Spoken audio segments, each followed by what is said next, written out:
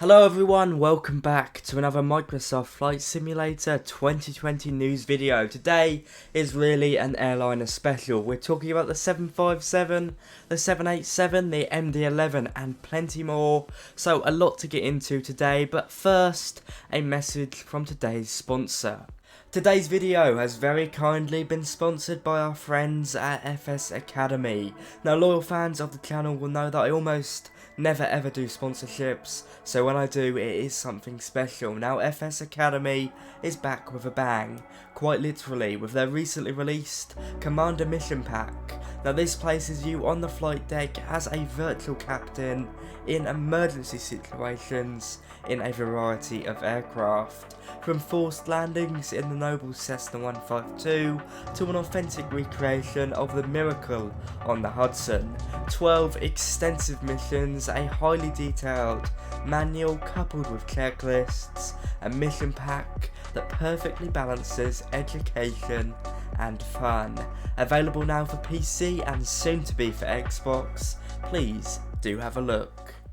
So with that very generous sponsorship out of the way, let's get into the news. First off, from Bluebird Simulations and their team, a quick preview of their upcoming 757, which is coming for Microsoft Flight Sim 2020 on both PC and Xbox. Now, in spite of a delay to next year for this aircraft, they are still busy at work on both the 757-200 and 300. For those of you who don't know, this will be payware, as I've said many times on the channel. Now, all I have on offer today is a pretty sweet screenshot of an American Airlines 757. I have to say, it is looking rather nice, although quite obviously it is unfinished. Now, in the comments of this photo post on Facebook, we learn that Bluebird Simulations plan to fully develop this product for Microsoft Flight Sim on PC and Xbox, despite the approaching release of 2024. Microsoft Flight Simulator 2024, that is. Now, we sort of already knew that, but it's nice to see them confirm this. I don't imagine it would make much sense to jump ship anyway. That's pretty much all we have that's new from the Bluebird Simulations team. No virtual cockpit shots today, they'll bring it when it comes, but for the time being, that's all the new information we have.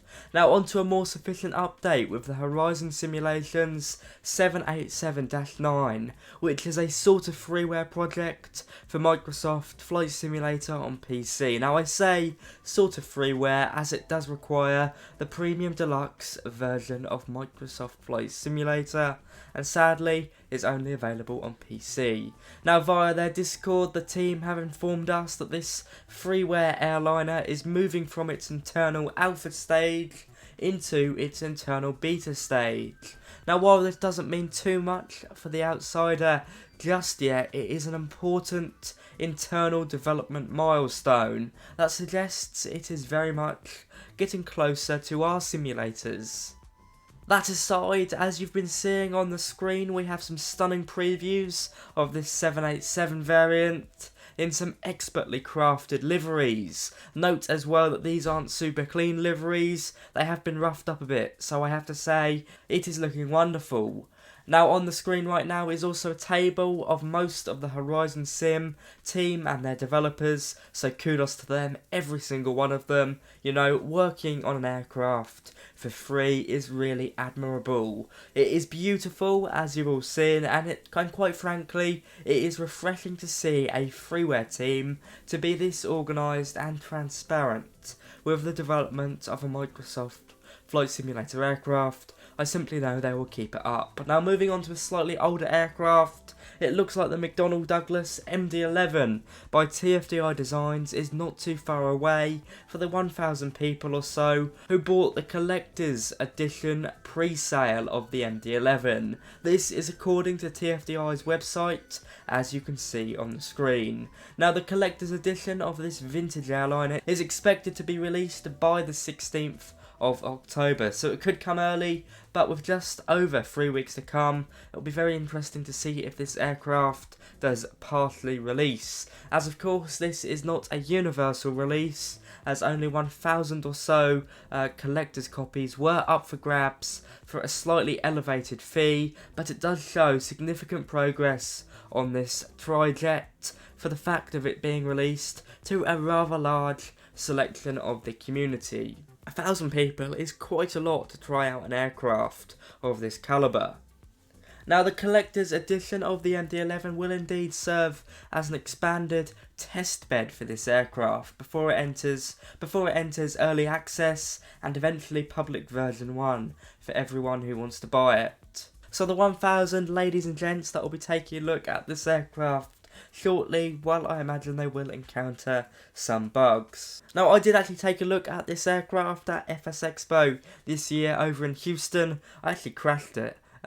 Sort of accidentally, I guess. It was very obviously still work in progress at the time, but evidently they are getting closer to something they are willing to show the public. As I've already said in previous videos, it will be on the more expensive side of pay-aware, with the price being closer to the $100 mark when compared to most aircraft available. The price does vary as there's different versions of this aircraft you'll be able to pick up, but with the level of fidelity expected, TFDI Designs hope to ensure, even at this rather high price, that you are getting good value for money. And frankly, so do I, because I think it's a slightly risky business with charging that for a Microsoft Flight Simulator aircraft, because of course prices have generally lowered down for this simulator. Now, 3 airliners out of the way, let's catch up on some other flight sim news. Easy 259er, Heathrow Tower, wind 120 at 01, RNAV to D268D, runway 27 right, cleared for takeoff. Now, as you heard right there, we are listening to some sort of European air traffic control. That is because BeyondATC and their team have previewed their upcoming AI-powered air traffic control software on a flight from London to Amsterdam. Now, this is very significant indeed, as all previews so far, except for my preview of BeyondATC at FS Expo, have showcased American or FAA, Federal Aviation Administration, phraseology. And this video, which they've released on their YouTube channel, showcases ICAO, or European phraseology. Now, this payware tool is really exciting. It has the capacity to change flight sim, air traffic control as we know it, either complementing online ATC networks, such as VATSIM, or being used by those who don't have the confidence to use online ATC tools, or just want to use an offline one so they're not bound to an actual network. I have to say, it is a really exciting development. It will be affordable and non-subscription based, meaning you'll pay a one-off fee for IFR and VFR ATC, going off realistic procedures regardless of aircraft type. Now, as far as I know so far, it has only been confirmed for PC. Maybe that will change, but who knows. Please do check out the full, rather long video preview of this flight from London to Amsterdam via the link below, really showing off the best of BeyondATC. I did note it's not perfect, but it's certainly very close. With that out of the way, now on to our friends at Burning Blue Designs. They've been busy once again, releasing another quaint British airfield. This time it's Wickenby Airfield in the English county of Lincolnshire. This is available now on PC, and as with most of their products, it should be heading to the Xbox marketplace. I have to say, this airfield is packed with history, being used by the RAF's Bomber Command in World War II, and there's so many references to that in this scenery. It is a real treat to look around, includes opening and closing hangars, and frankly, Burning Blue's rendition of this wonderful airfield has inspired me to fly up here one day when I get my private pilot's licence, which, all being well, is not too far away. It comes in at a price of £13 UK, or just under, depending on what vendor you pick it up from. Available from the marketplace or external developers right now. Now, finally, sticking with airport releases, FlightFX have released DuPage Airport over in the United States. That's Kilo Delta Papa Alpha. Now, this airport is incredibly detailed.